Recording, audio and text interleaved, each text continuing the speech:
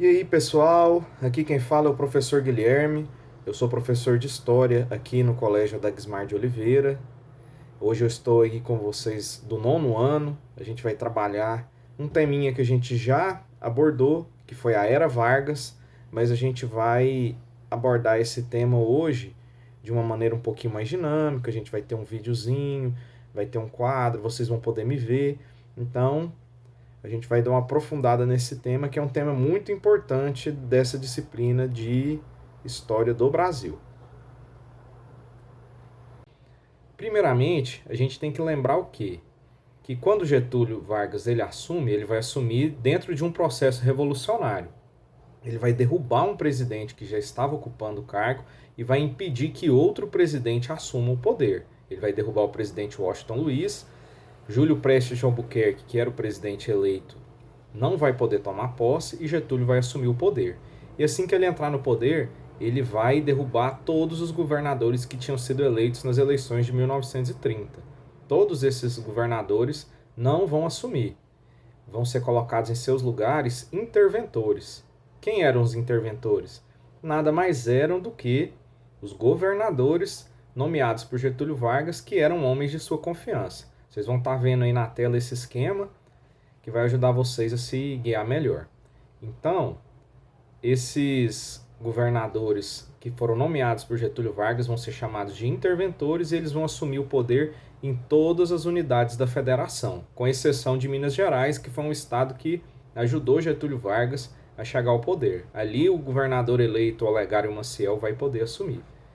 Outra característica desse primeiro período de Getúlio Vargas, que é o governo provisório, vai ser a criação do Ministério do Trabalho, Indústria e Comércio. Como é que isso vai funcionar? Era um ministério que não existia. Getúlio Vargas ele vai tentar modernizar o Brasil.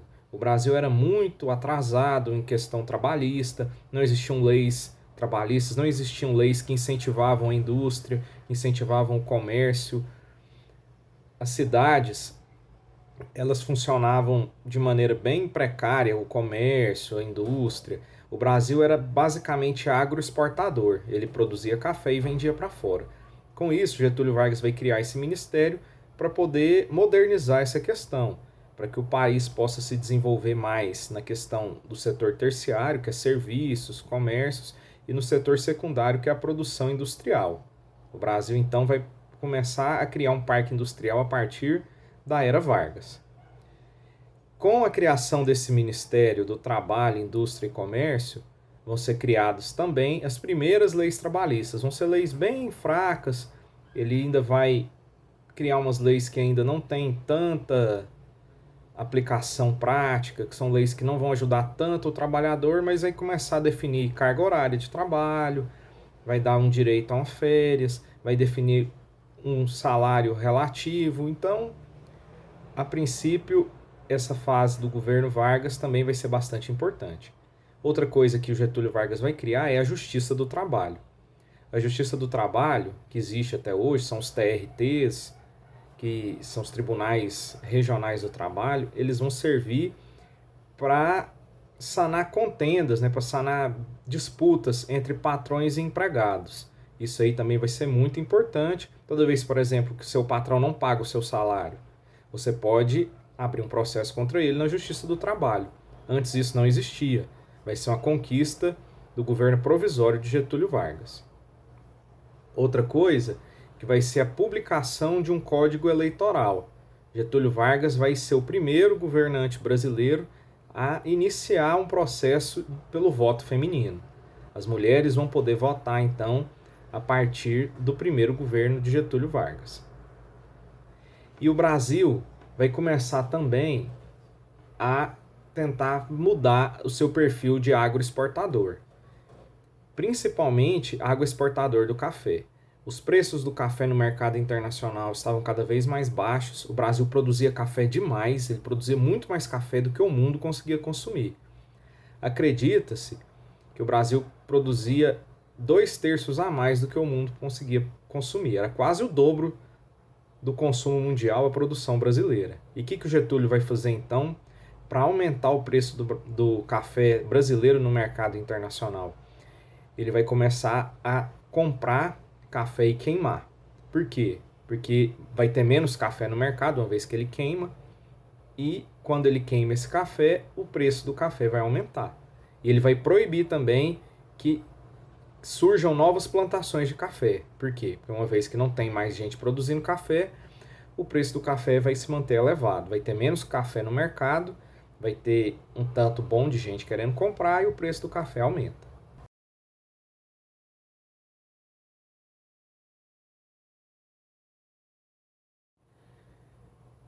O governo provisório de Getúlio Vargas não vai ser só alegria, ele vai enfrentar também algumas dificuldades.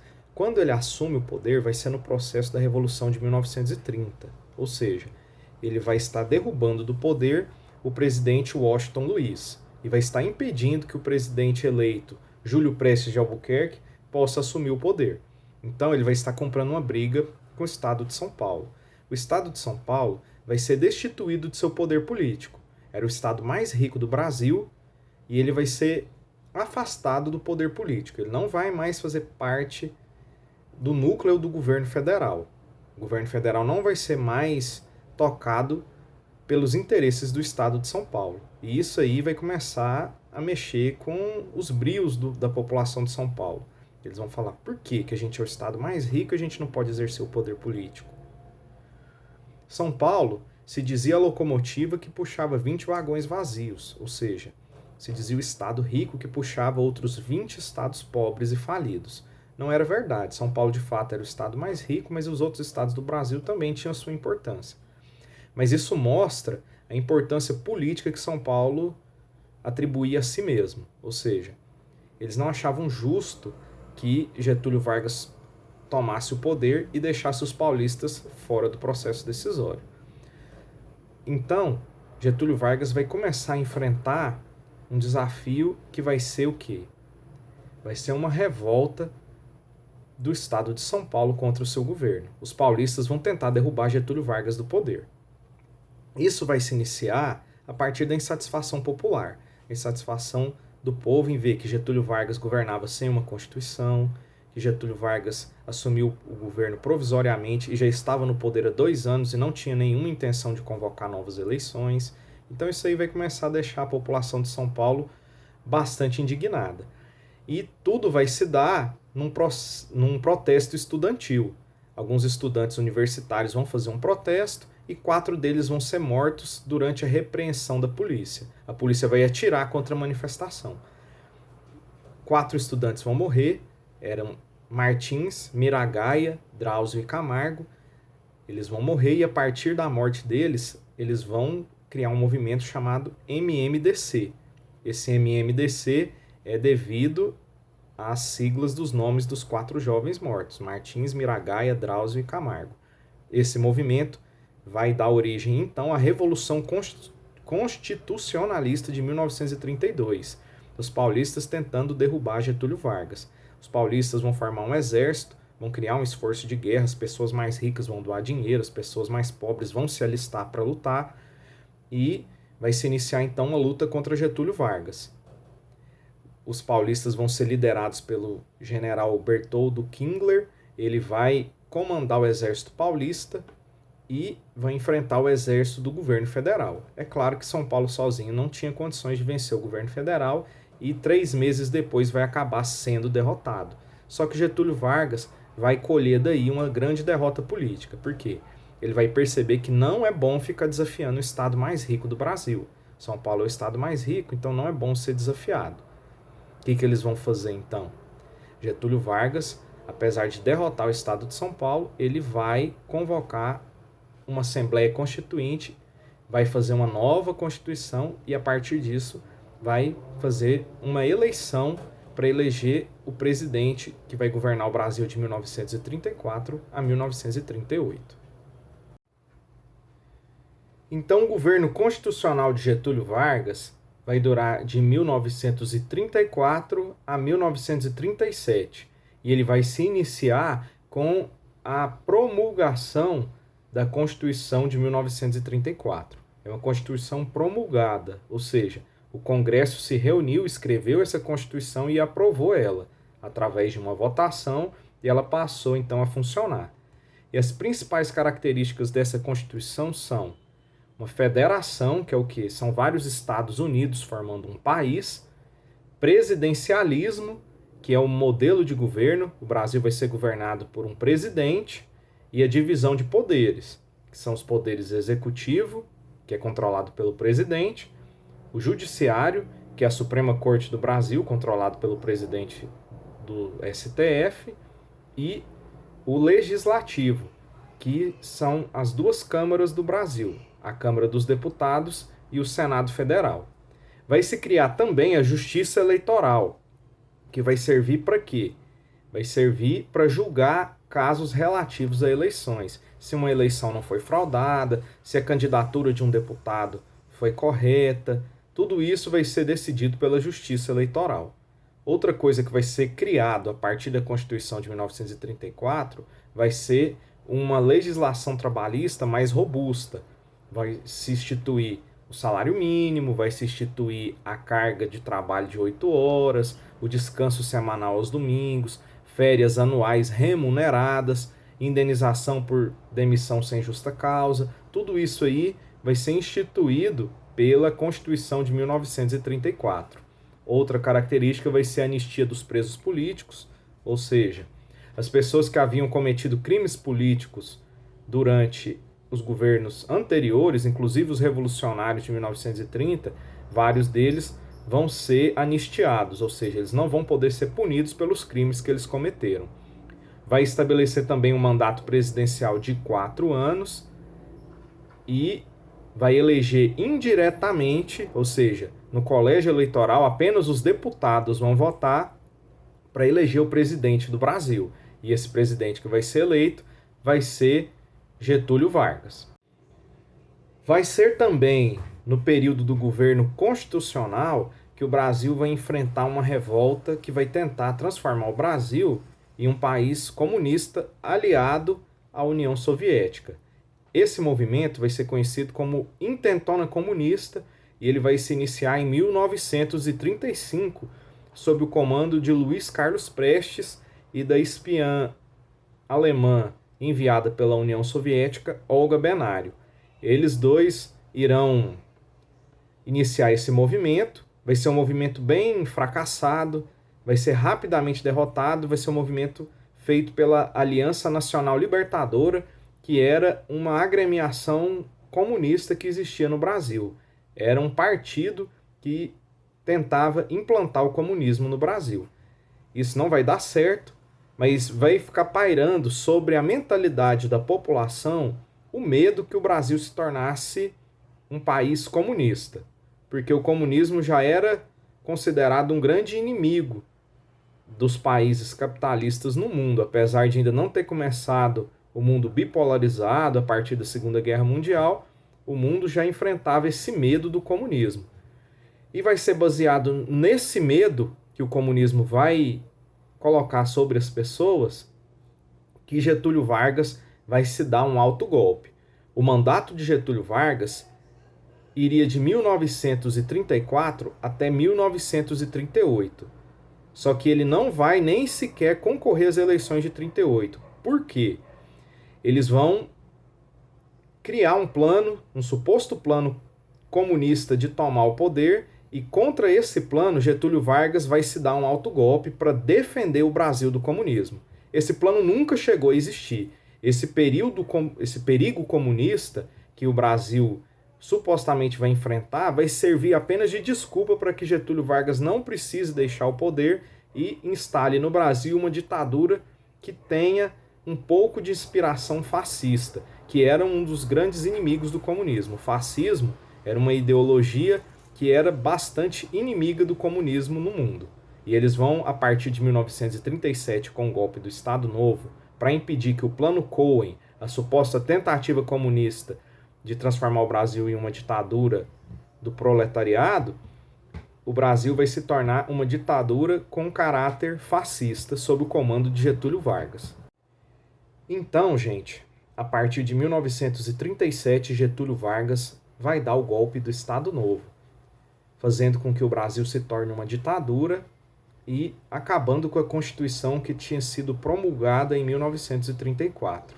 Ou seja, o Brasil vai ter uma nova Constituição, a Constituição de 1937, que diferente da Constituição de 34 que foi promulgada, ou seja, que os deputados e senadores foram convocados, escreveram o texto e votaram aquela Constituição, essa Constituição vai ser criada e vai ser outorgada. O que é outorgada? Ela vai ser aprovada à força. Ela não vai passar pelo Congresso. O próprio presidente vai assinar a Constituição e ela vai passar a valer a partir de 1937. Essa Constituição ela era baseada na Constituição fascista da Polônia. Ou seja, eles pegaram a Constituição fascista da Polônia e fizeram uma cópia. Eles adaptaram a Constituição polonesa para o Brasil e por isso a nossa Constituição de 1937 passou a ser conhecida como Constituição Polaca. Guardem esse nome, Constituição Polaca. Ou seja, a Constituição Polaca foi outorgada. E o que ela vai estabelecer? Primeiramente, ela vai estabelecer a extinção de todos os partidos políticos. Não podia mais existir nenhum partido político no Brasil. Todos eles estavam automaticamente extintos. Se você fosse pego em uma reunião partidária, você poderia ser preso. Outra coisa que ela vai fazer, ela vai suprimir a federação e todos os símbolos que não fossem os símbolos nacionais, ou seja, as letras dos hinos estaduais, as bandeiras dos estados, qualquer símbolo relacionado ao estado seria abandonado. O Brasil utilizaria apenas os símbolos que fossem nacionais. A nossa bandeira do Brasil, o nosso brasão do Brasil, o nosso hino nacional seria valorizado. Qualquer outro símbolo que não fosse o símbolo máximo nacional seria colocado de lado. Por exemplo, Goiás tem um hino, Goiás tem uma bandeira e Goiás tem um brasão. Esses símbolos passariam a ser deixados de lado, eles não seriam mais utilizados. Apenas os símbolos da República, a bandeira do Brasil e o hino nacional poderiam ser utilizados. O Executivo Federal, que é o presidente da República, ele teria direito de modificar a Constituição de acordo com a sua vontade e também teria o direito de governar por decretos, ou seja, ele não precisaria do Congresso Nacional. Ele poderia escrever as leis, assinar as leis e elas estariam valendo. Isso que significa governar por decreto. Eles vão introduzir também no Brasil, como vocês podem ver aí no quadro, a pena de morte. A pena de morte vai ser instituída no Brasil pela Constituição de 1937, apesar de que ela não vai ser utilizada. O último homem a ser executado no Brasil foi executado no final do Segundo Império. E também vai se estabelecer a proibição de qualquer tipo de greve e o controle dos sindicatos pelo Estado, ou seja, qualquer sindicato de trabalhadores, eles teriam que estar ligados ao Estado e qualquer greve estava determinantemente proibida. Você não poderia fazer nenhum tipo de greve. Se você fizesse uma greve, você poderia ser preso. Apesar do governo do Estado Novo ter características fascistas, ele vai enfrentar uma revolta também relacionada aos fascistas brasileiros, que eram conhecidos como integralistas. Os integralistas vão fazer um atentado contra o presidente da República, contra Getúlio Vargas, vão tentar matá-lo para assumir o poder.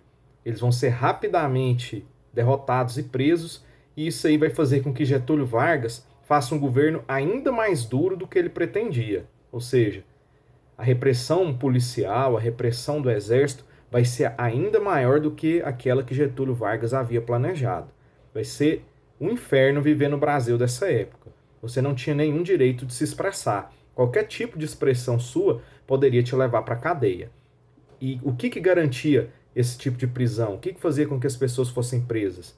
A criação do DIP. O DIP, que era o Departamento de Imprensa e Propaganda, ele vai ser responsável pela censura durante o período do Estado Novo.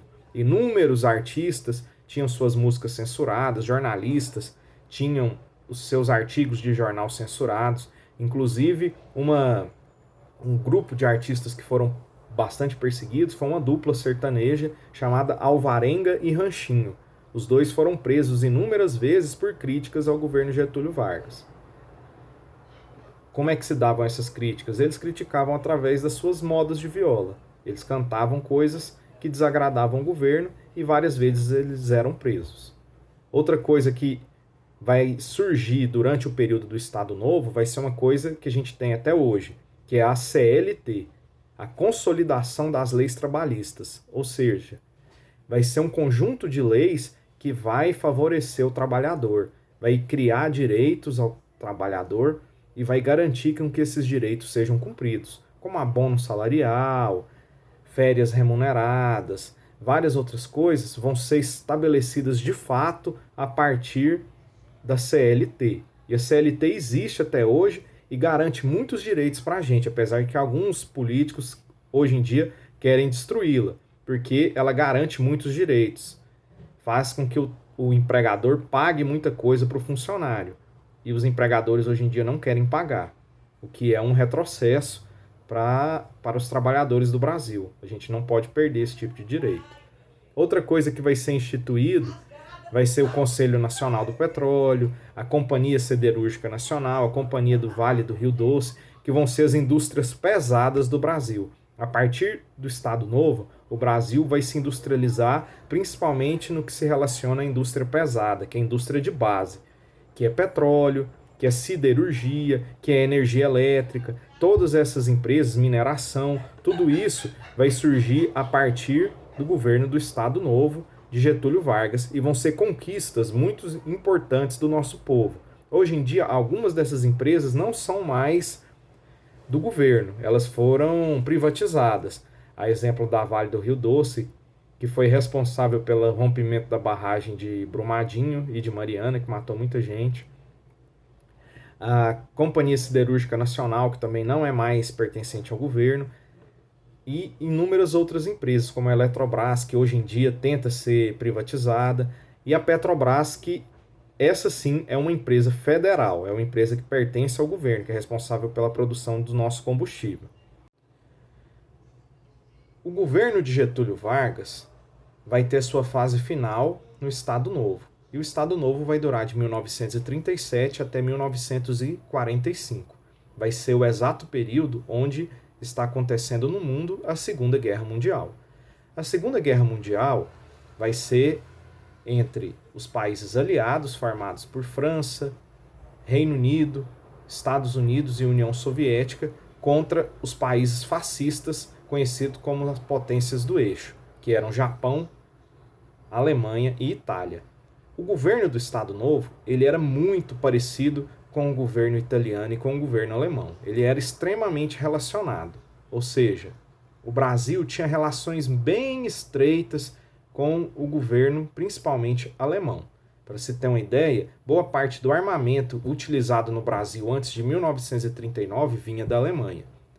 O exército brasileiro recebeu treinamento do exército alemão. A Gestapo, que era a polícia secreta e política da Alemanha nazista de Adolf Hitler, tinha relações muito intrínsecas com o governo de Getúlio Vargas. Então, a Alemanha nazista era muito próxima do governo Vargas, apesar do governo Vargas não declarar apoio direto a ela.